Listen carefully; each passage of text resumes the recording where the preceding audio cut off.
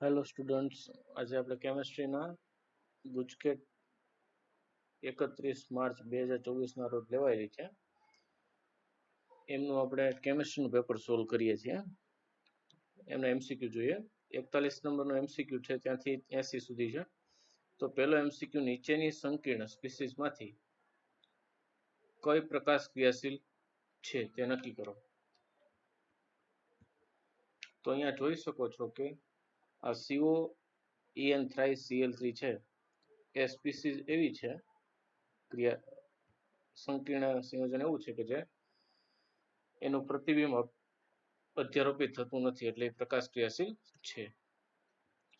ત્યાર પછીનો question, KCrH2O twice C2O4 twice 3H2 સંકીર્ણમાં મધ્યસ્થ ધાતુ આયનનો ઓક્સિડેશનાંક તથા સવર્ગાંક અનુક્રમે કેટલો છે આપણે જોવાનો છે.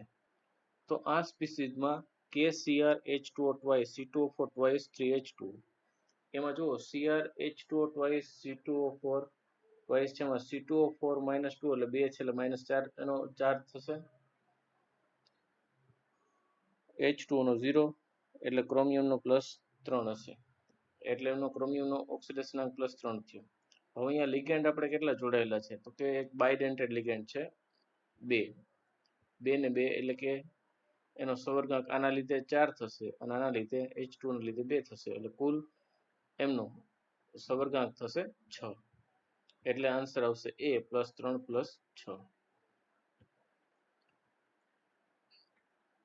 ત્યાર પછી જોઈએ, નીચેની પ્રક્રિયામાં કયા પ્રક્રિયકનો ઉપયોગ થશે. તો અહીંયા આ સિમ્પલ રિએક્શન છે. બ્યુટેનનું રિએક્શન સૂર્યપ્રકાશની હાજરીમાં યુવી લાઇટના પ્રેઝન્સમાં Cl2 સાથે કરવામાં આવે તો એના મોનો ક્લોરો વિસ્થાપિત બ્યુટેન મળશે, બરાબર, એટલે કે એના મોનોક્લોરો વ્યુત્પન્ન મળશે, સોરી બ્યુટેન નહીં. ત્યાર પછીનો ક્વેશ્ચન જોઈએ 44, નીચેની પ્રક્રિયાની મુખ્ય નિપજ કઈ થશે. તો અહીંયા મુખ્ય નિપજ એવી મળે કે અહીંયા હેલોજન છે એ ઓછા હાઇડ્રોજન ધરાવતા કાર્બન સાથે જોડાય, એટલે અહીંયા X જોડાશે અને અહીંયા હાઇડ્રોજન જોડાશે, એટલે એવી નિપજ છે.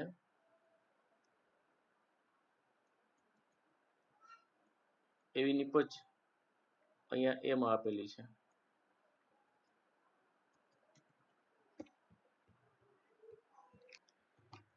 એવું આપણને લાગે, પણ અહીંયા ખરેખર શું થશે, તો અહીંયા થશે હાઇડ્રોજન શિફ્ટિંગ થશે, એટલે તૃતીયક કાર્બોકેટાયન સ્ટેબલ બનશે, એટલે હેલોજન જોડાશે ક્યાં, આ તૃતીયક કાર્બન સાથે, એટલે આપણને આન્સર મળે છે C. ત્યાર પછીનો ક્વેશ્ચન જોઈએ, નીચે દર્શાવેલા સંયોજનોની SN1 પ્રક્રિયાઓ પ્રત્યેની પ્રતિક્રિયાત્મકતાનો ઉતરતો ક્રમ નક્કી કરો. તો આપણે જોઈએ, જો અહીંયા તમે જોઈ શકો છો કે આ પેલું ઓપ્શન હતું એક, એ C6H5CH2Br કે જેનો કાર્બોકેટાયન આવો ક્યાંક બનશે. ત્યાર પછી બેન્ઝાઇલ કાર્બોકેટાયન બન્યો છે. અહીંયા જે કાર્બોકેટાયન બનશે એ દ્વિતીયક બનશે. પેલો પ્રાથમિક હતો, દ્વિતીયક છે, તો 2 ફિનાઇલ વાળો છે. અહીંયા પણ દ્વિતીયક મળશે, પણ એક ફિનાઇલ ને એક બાજુ શું છે, આલ્કાઇલ સમૂહ છે. અને અહીંયા તૃતીયક કાર્બોકેટાયન બનશે, સૌથી વધુ સ્થાયી બનશે, કેમ કે ફિનાઇલ છે ને સાથે સાથે મિથાઇલ પણ છે, એટલે જવાબ અહીંયા આવશે 4 2 3 1. ત્યાર પછીનો ક્વેશ્ચન છે, કોલમ 1 માં આપેલી પ્રક્રિયાને કોલમ 2 માં આપેલ નામ સાથે જોડો.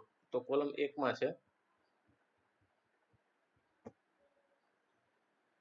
RCl + NaI શુષ્ક એસિટોન Ri + NaCl, આ પ્રક્રિયા કઈ છે. ત્યાર પછી છે CH3Br + AgF, ગરમ કરો તો આપણને CH3F + AgBr મળે છે. તો આ પ્રક્રિયા કઈ છે ઓળખવાની છે. અને Rx + Mg શુષ્ક ઇથરની હાજરીમાં RMgX બનાવે પાણીનો અણુ ઉમેરશો એટલે RH + MgOH આપે છે.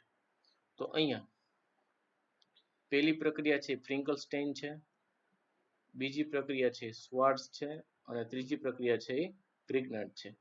એટલે CAB એટલે જવાબ આવશે ડી. ત્યાર પછી નીચે દર્શાવેલી પ્રક્રિયાની કઈ નિપજ મળશે? તો અહીંયા સોડિયમ બોરોહાઇડ્રેટ એ એસ્ટરનું રિડક્શન નહીં કરે, રિડક્શન કરતા છે, પણ કીટોન સમૂહનું રિડક્શન આલ્કોહોલમાં કરશે એટલે આપણને જવાબ મળશે સી. કયો જવાબ મળશે? સી. એસ્ટરનું રિડક્શન નહીં કરે પણ કીટોનનું રિડક્શન છે આલ્કોહોલમાં કરી આપશે. ત્યાર પછી આપણે જોઈએ 48 બ્યુટેન 1 ઓલની એસિડ ઉદ્દીપકીય નિર્જલીકરણ પ્રક્રિયાની મુખ્ય નિપજનું કથન કરો. તો અહીંયા મુખ્ય નિપજ તરીકે આપણને જવાબ બી મળે છે, CH3 CH double bond CH CH3. કેમ? તો કે અહીંયા પણ હાઇડ્રેટ શિફ્ટ થશે ને સ્થાયી કેટાયન બનશે ને એ આપણને હાઇડ્રેટ શિફ્ટના લીધે જોવા મળશે. ત્યાર પછી 49 જોઈએ. અહીંયા આપણે જાણતા હોવા જોઈએ કે જ્યારે ઇથર વયની HI સાથે પ્રક્રિયા થાય, જો તૃતીયક ભાગ હોય તો એની સાથે આયોડિન જોડાય એટલે કે હેલોજન જોડાશે અને ઓક્સિજન સાથે કોણ? હાઇડ્રોજન જોડાય એટલે આપણને નિપજ મળશે આવી ડી CH3 CH2OH અને CH3 CH2 CH3 twice I મળશે. નીચે દર્શાવેલા સંયોજનોની તેમની એસિડિક પ્રબળતાના ઉતરતા ક્રમમાં ગોઠવવાના છે. તો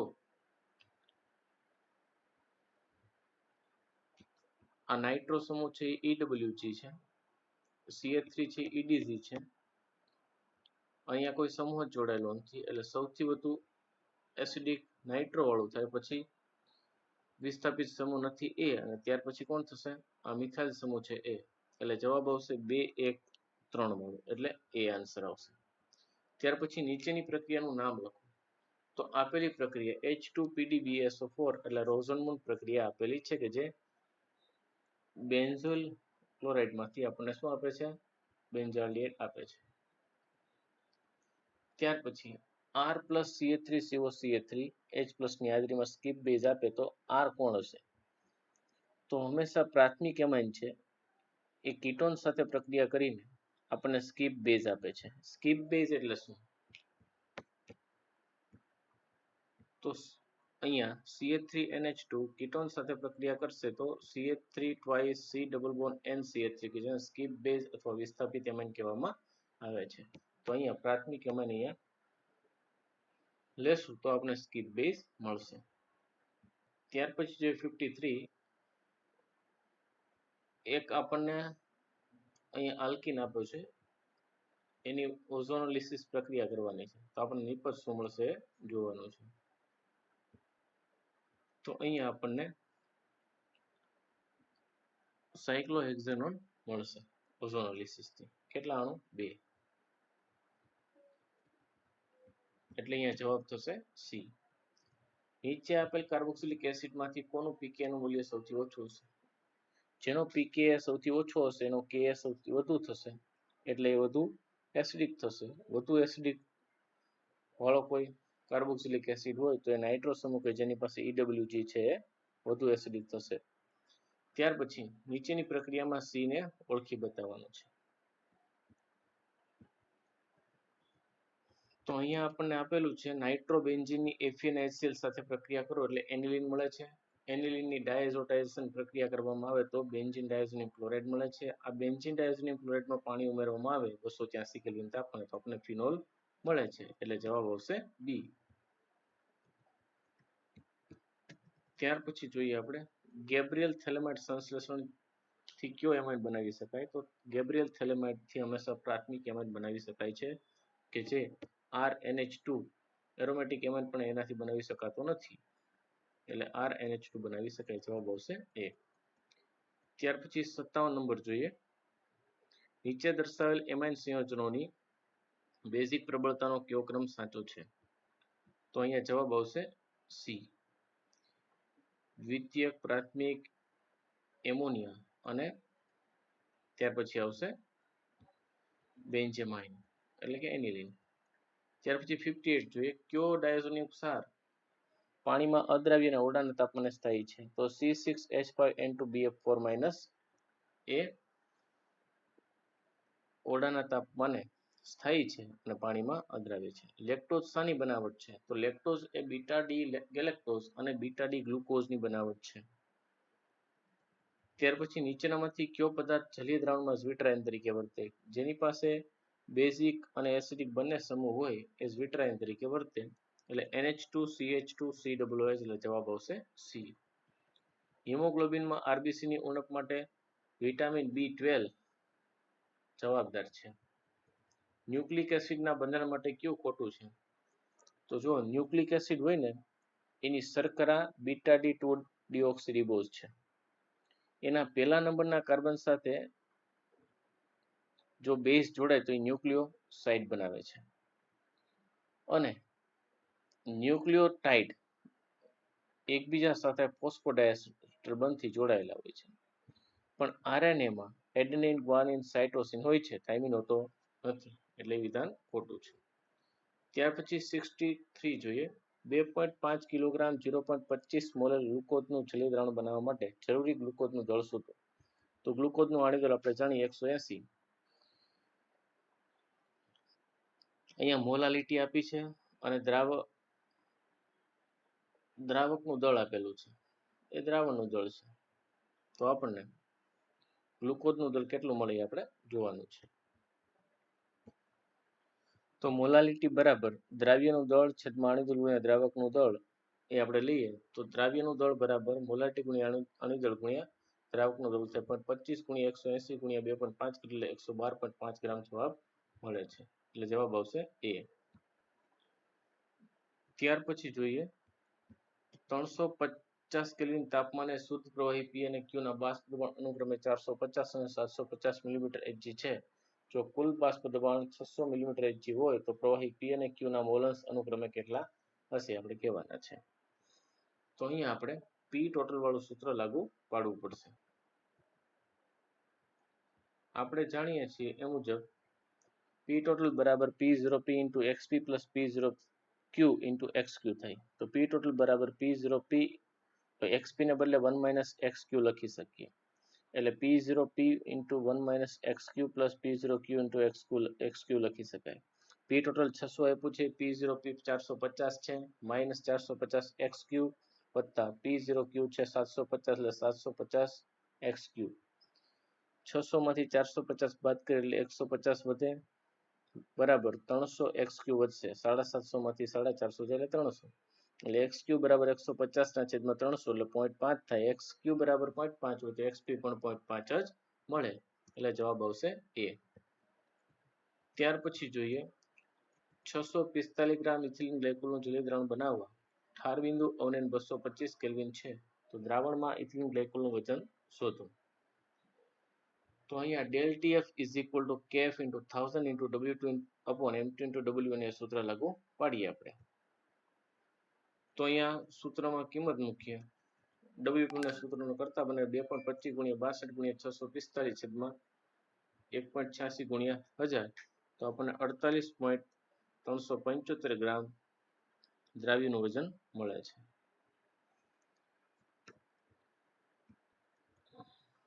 ત્યાર પછી જોઈએ એટલે જવાબ થશે બી. ત્યાર પછી જોઈએ K4 FeCN6 Fe4 FeCN6 thrice અને COCl2En twice Cl2 ના મંદ જલીય દ્રાવણમાં 1 I અનુક્રમે કેટલો હોય છે?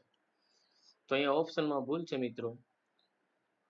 આપણે એને અહીંયા આયન સ્વરૂપે રજૂ કરીએ તો K4 FeCN6 આયનીકરણ પામીને 4 K+ અને 1 FeCN6 4- આમ કુલ 5 આયનો આપે છે.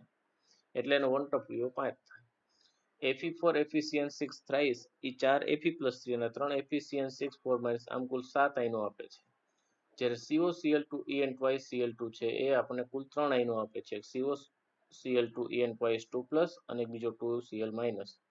આમ અહીંયા જવાબ આવે 5 7 2 એટલે 3 પણ અહીંયા આપેલો છે ઓપ્શન 5 7 2 એટલે એમાં ભૂલ છે.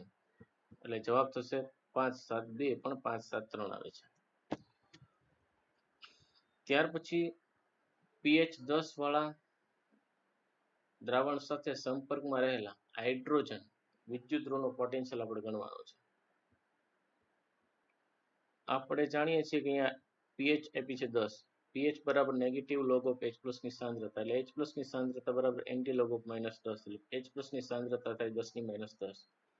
હવે આપણે જાણીએ છીએ કે રિડક્શન પોટેન્શિયલ એ જ વિદ્યુતરૂપ પોટેન્શિયલ છે એટલે EH પ્લસ 2H2 બરાબર E0H plus 2H2 minus 0.059 log 1/H plus નું કન્સન્ટ્રેશન લઈએ તો માઇનસ 0.059 log 1/10 ની -10 થાય પણ 10 ની -10 અંશમાં લાવી એટલે 10 ની +10 થાય log 10 ની 10 થાય એટલે EH પ્લસ 2H2 બરાબર માઇનસ 0.059 ગુણ્યા 10 થશે એટલે 0.59 પણ કેવા માઇનસ થશે એટલે જવાબ આવશે એ એટલે જવાબ થયો -0.59 વોલ્ટ. વિદ્યુત વિભાજનના જલી દ્રાવણ માટે નીચેના પૈકી કયું વિધાન સાચું નથી? તો NHVCT યાદ રાખવાનું હતું. NHVCT nature, hydrolysis, viscosity, concentration અને ટેમ્પરેચર. તો અહીંયા વાહકતા તાપમાન પર આધારિત નથી. ખોટી વાત છે. તાપમાન ઉપર પણ આધારિત હોય છે. ત્યાર પછી ઊંચી સાંદ્રતા ધરાવતા H2SO4 ના જલીય દ્રાવણનું વિદ્યુત વિભાજન કરવામાં આવે તો એનોડ ઉપર શું પ્રાપ્ત થાય? તો H2O8 - 2 aqueous એ પ્રાપ્ત થાય છે. બેઝિક માધ્યમમાં 1.5 મોલ KMnO4 નું MnO2 માં રિડક્શન કરવા માટે કેટલા ફેરાડે વિદ્યુતનો જથ્થો જોઈએ? તો એની આપણે ગણતરી કરીએ. તો જો KMnO4 માંથી MnO2 બને છે એટલે +7 માંથી +4 ઓક્સિડેશનાંક Mn પ્રાપ્ત કરે છે એટલે 1 મોલ થી 3 ફેરાડે વિદ્યુતનો જથ્થો એને જરૂર પડે તો 1.5 મોલ હોય તો કેટલા ફેરાડે જોઈએ? તો 1.5 ગુણ્યા 3 એટલે આપણને 4.5 ફેરાડે મળશે એટલે જવાબ આવશે ડી. કોઈ પ્રક્રિયા માટે પ્રક્રિયા વેગ અચળાંક વેગ અચળાંક આપણને આપ્યું છે k બરાબર 2.3 × 10⁻5 mall raise to -3/2 litre raise to 3/2 second inverse છે તો પ્રક્રિયાક્રમ ગણવાનો છે. તો આપણે જાણીએ છીએ મુજબ વેગ બરાબર મોલ પર લિટર અપોન સમય એવું આપણી પાસે સૂત્ર છે વેગનું. પણ વેગ બરાબર k × r raise to n થાય જેટલાનો ક્રમ હોય એ. તો k નો એકમ અહીંયા આપ્યો છે mall raise to -3/2 × litre raise to 3/2 × second inverse. તો અહીંયા જો આપણે n ની કિંમત મૂકીએ તો આપણને 2.5 મળે છે. એવું સૂચવે છે કે આપેલ પ્રક્રિયાનો પ્રક્રિયાક્રમ 2.5 હોવો જોઈએ. ત્યાર પછી જો ઉદ્દીપકની હાજરીમાં પ્રક્રિયા કરવામાં આવે તો તેના અનુસંધાને નીચેનામાંથી કયું વિધાન ખોટું છે? તો ઉદ્દીપકનો ઉપયોગ કરીએ ને એટલે સક્રિયકરણ ઉર્જા ઘટે. ગિબ્સની મુક્ત ઉર્જા કે સંતુલન અચળાંકમાં ફેરફાર ન થાય. સમજાણું? એટલે એ સાચું છે. પ્રક્રિયકો અને નિપજોની સ્થિતિ ઉર્જા પણ બદલાય નહીં એટલે એ વિધાન ખોટું છે. અહીંયા છે લખ્યું છે. ત્યાર પછી પ્રથમ ક્રમની પ્રક્રિયા R gives P માટે નીચેનામાંથી કયો આલેખ સાચો છે? તો પ્રથમ ક્રમની પ્રક્રિયામાં પ્રક્રિયકની મૂળ સાંદ્રતાથી અર્ધાયુષ્ય સમય સ્વતંત્ર છે એટલે એ ના આવે. પછી જેમ જેમ સમય પસાર થાય નિપજનું પ્રમાણ હંમેશા વધતું જતું હોય તો અહીંયા ઘટતું જતું દર્શાવેલ એ પણ ના આવે. હમણાં જ આપણે વાત કરી કે T1 અને R0 સાથે પ્રથમ ક્રમની પ્રક્રિયામાં કોઈ સંબંધ નથી એટલે જવાબ આવશે ડી. ત્યાર પછી 74મો જોઈએ પ્રક્રિયા 2A gives B + 3C. આ પ્રક્રિયા કેટલા ક્રમની છે? શૂન્ય ક્રમની. જો k બરાબર 3.5 × 10⁻⁴ mall litre inverse second inverse હોય તો નિપજ C નો ઉત્પન્ન થવાનો વેગ કેટલો થશે? તો એ આપણે ગણતરી જોઈએ. જો અહીંયા પ્રક્રિયા વેગ બરાબર 2A gives B + 3C હતું એટલે પ્રક્રિયા વેગ બરાબર +1/3 dc/dt બરાબર k × એની સાંદ્રતાની 0 ઘાત બરાબર k થાય. એટલે dc/dt કે જે C ના ઉત્પન્ન થવાનો દર છે બરાબર 3k થાય. 3k માં k ની કિંમત મૂકીએ k ની કિંમત 3.5 × 10⁻⁴ આપી છે એટલે 3 × 3.5 ગુણાકાર કરે 10.5 × 10⁻⁴ જવાબ આવશે. ત્યાર પછી એસિડિક માધ્યમમાં KMnO4 ઓક્સિડેશન કર્તા તરીકે વર્તે છે. તો એસિડિક માધ્યમમાં 1 મોલ સલ્ફાઇડ આયન સાથે પ્રક્રિયા કરવામાં આવે તો કેટલા મોલ KMnO4 ની જરૂર પડશે?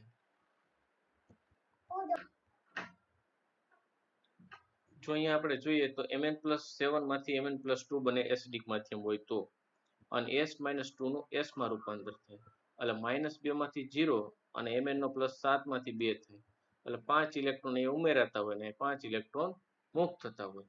એટલે 1 મોલ જો સલ્ફાઇડ આયન હોય તો 2/5 મોલ KMnO4 ની જરૂર પડશે. ત્યાર પછી નીચેના પૈકી કયો ઓક્સાઇડ ઉભય ગુણધર્મી છે? ક્રોમિયમ ટ્રાયોક્સાઇડ Cr2O3 એ કેવો છે? Cr2O3. જવાબ આવશે B. એ ઉભય ગુણધર્મી છે, એમ્ફોટેરિક છે. નીચે આપેલા આયનોમાંથી કયા આયનની ભ્રમણ માત્ર ચુંબકીય ચાક માત્રા સૌથી વધારે છે? તો અહીંયા